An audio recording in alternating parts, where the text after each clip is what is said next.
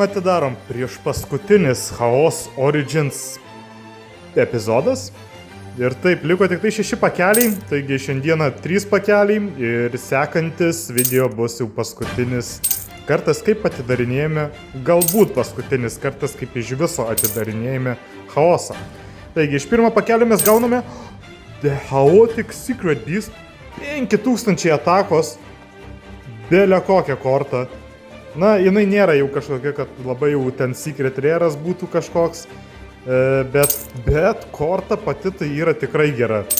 Tai labai gerai video pradėjau ir aš taip tikėjausi, kad kažką mes dar turim tikrai gero patraukti. Negali būti, kad ten vieną kitą epizodą kažką mes tik tais ištraukėme ir kažko, kad baisiai gero vis tiek mes neištraukėme, bet pati kaip korta tai yra tikrai gera.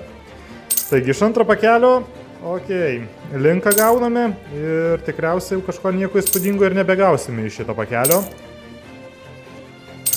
Ir trečiasis šiandienos pakelis bus tebūnie šitas. Taigi iš jo mes išgausime. Įdomu, ką mes gausime. Ar dar mes gausime vieną Secret Beastą? Phantom Knightas, bet atrodo, tų Phantom Knightų tai jau baisiai daug turiu. Šita korta visai nieko yra. Taip. Jo, tokis epizodas, sakyčiau, užskaitau, nes dabar jau tikriausiai nieko gero ir nebegauname, jo. Tai super. Vis tiek į minusą eini, kvaileli.